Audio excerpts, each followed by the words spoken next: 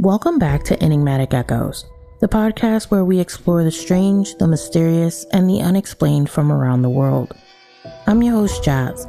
Unlike many stories we cover, the Backrooms isn't ancient folklore. It's a modern urban legend that emerged online in 2019.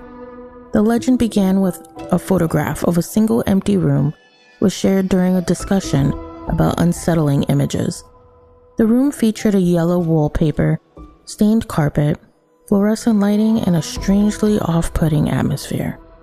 Years later, internet researchers traced the image to a real location, a HobbyTown store undergoing renovation in 2002. But the photo itself wasn't the legend. The legend began when another anonymous user replied with a short piece of text describing a place called the Backrooms, a place hidden behind reality. A place you might accidentally enter if reality itself were capable of glitching. That simple idea could grow into one of the internet's most recognizable horror myths. So dim the lights, get comfortable, and let's step beyond the walls of reality. The concept at heart of the Backrooms revolves around something called noclipping. The term comes from video games. It refers to passing through walls or objects due to a cheat code or glitch. The anonymous post imagined that something happened in real life. What if something accidentally no-clipped out of reality? According to the original post, if you're not careful and you no-clip out of reality in the wrong areas, you'll end up in the backrooms. That single sentence sparked an explosion of creativity online. People began imagining what existed beyond the walls of reality. And the answer was terrifying: an endless maze of forgotten rooms. As the mythology developed, the most famous location became known as Level 0. Imagine wandering through endless yellow hallways. Fluorescent lights buzz overhead.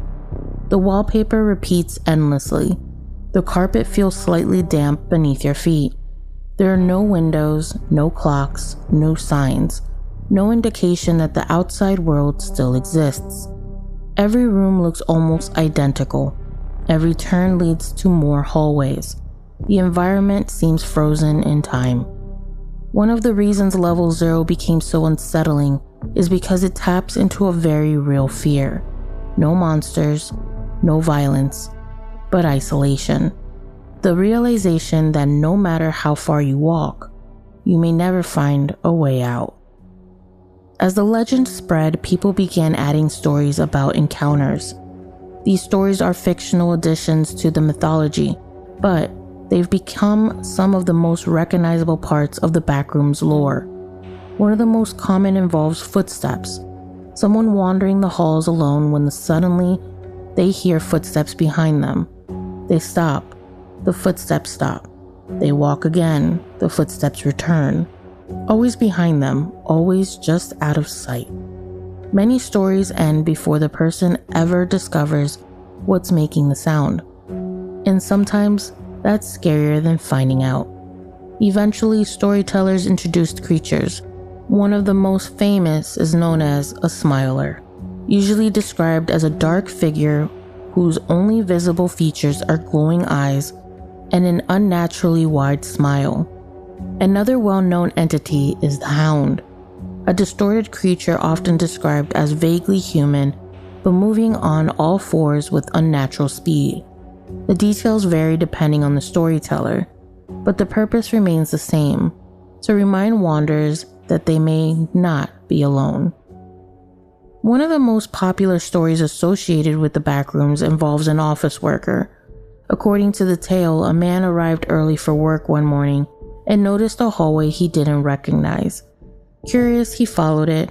The corridor led to another corridor, then another, then another. Each looked almost identical to the last. Soon the building became unnaturally quiet. No air conditioning, no office noise, no sounds at all. Then he realized he couldn't find his way back. The story claims co-worker later reviewed security footage and saw him disappear around a corner before seemingly vanishing. There is no evidence this event ever occurred, but stories like this help transform the Backrooms from an internet post into a fully developed urban legend. As the mythology expanded, new locations appeared. One of the most famous is known as the pool rooms. Unlike the yellow halls of level 0, the pool rooms are often described as quiet, blue-tiled spaces filled with still water and soft echoes. Many people find them strangely peaceful, yet something about them still feels wrong. The rooms seem too large, the hallways stretch too far, the silence feels unnatural. The pool rooms are often associated with liminal spaces. A liminal space is a location that feels caught between destinations: an empty airport, a deserted school hallway, a shopping mall after closing, places that should be full of people that aren't. Some interpretations of the Backrooms go even further. Rather than viewing it as a literal location, they treat it as a glitch in reality itself, a place people accidentally stumble into for brief moments before returning to normal life. Whether that's supernatural, psychological, or simply imaginative, storytelling depends on who you ask. What makes the Backrooms remarkable isn't just the story itself, it's how far the legend has traveled.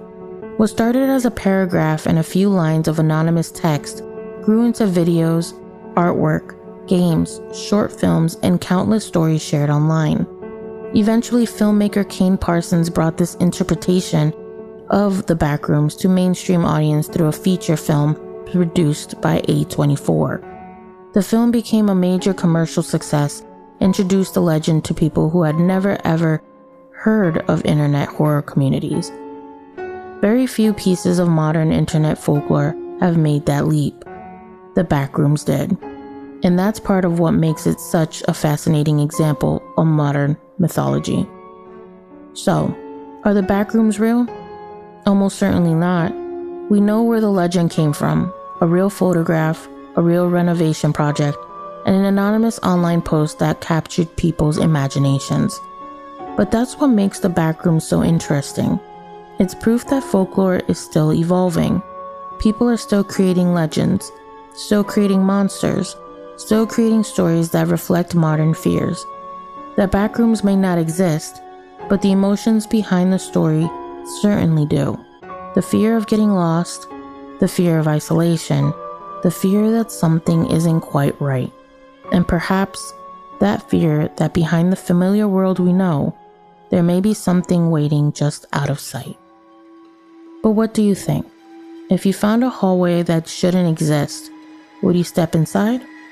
Or would you turn around and keep walking? Let me know your thoughts. And if you enjoyed tonight's episode, don't forget to like, subscribe, and share Enigmatic Echoes with someone who enjoys the strange and unexplained. You can also follow the podcast on Instagram and YouTube for visuals, updates, and more mysteries from around the world. Until next time, stay curious, stay cautious, and if you ever hear fluorescent lights buzzing in a place where there definitely shouldn't be fluorescent lights, maybe don't investigate, because if the Backrooms are real, I have a feeling the exit signs don't work. Good night.